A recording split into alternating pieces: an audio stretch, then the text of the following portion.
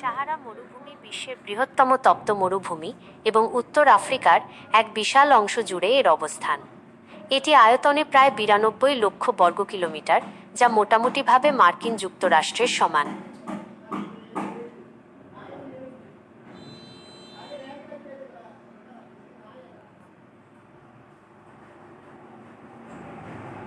সাহারা মরুভূমি আলজেরিয়া, চাদ, মিশর, লিবিয়া, মালি, Mauritania, Morocco, Niger, পশ্চিম Sahara, Sudan এবং তিউনিসিয়া এই 11টি দেশ জুড়ে বিস্তৃত। এর উত্তরে ভূমধ্যসাগর এবং দক্ষিণে সাহেল নামক এক আধা শুষ্ক অঞ্চল অবস্থিত। 2 ভূপ্রকৃতি।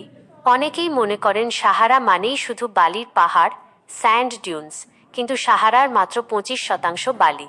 বাকি অংশ মূলত পাথুরে মালভূমি, নুড়ি পাথরযুক্ত সমভূমি এবং শুষ্ক উপত্যকা দিয়ে গঠিত। এখানে মাউন্ট কুশি নামক একটি মৃত আগ্নেয়গিরিও রয়েছে, যা সাহারার সর্বোচ্চ বিন্দু। 3 জলবায়ু ও তাপমাত্রা। সাহারার জলবায়ু অত্যন্ত চরম। দিনে তাপমাত্রা অনেক সময় 50 ডিগ্রি সেলসিয়াস ছাড়িয়ে যায়, আবার রাতে তা হিমাঙ্কের নিচে 0 ডিগ্রি সেলসিয়াসের কম নেমে যেতে পারে। এখানে বৃষ্টিপাত খুবই নগণ্য, কোনো এলাকায় বছরের পর বছর বৃষ্টি হয় না। 4 উদ্ভিদ ও প্রাণী।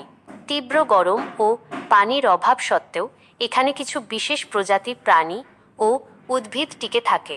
প্রাণী: উট, যাকে মরুভূমির জাহাজ বলা হয়, ফেনেজ ফক্স, বড় কানওয়ালা শেয়াল, বিচ্ছু এবং বিভিন্ন বিষাক্ত সাপ। উদ্ভিদ: ক্যাকটাস, খেজুর গাছ এবং এমন কিছু ঘাস যা খুব অল্প পানিতে বেঁচে থাকতে পারে। 5 মরুদ্যান, ওয়েসিস। সাহারার রুক্ষতার মাঝেও কিছু জায়গায় ভূগর্ভস্থ পানির কারণে সবুজ অঞ্চল দেখা যায়, যাকে মরুদ্যান বলে। এই মরুদ্যানগুলোকে কেন্দ্র করেই মরুভূমির জনবসতি গড়ে ওঠে। একটি মজার তথ্য: বিজ্ঞানীদের মতে হাজার হাজার বছর আগে সাহারা মরুভূমি আজকের মতো শুষ্ক ছিল না। এটি একসময় সবুজ এবং তৃণভূমিতে ভরা ছিল, যেখানে প্রচুর হ্রদ ও নদী ছিল। পৃথিবীর অক্ষের পরিবর্তনের কারণে এটি ধীরে ধীরে মরুভূমিতে পরিণত হয়েছে।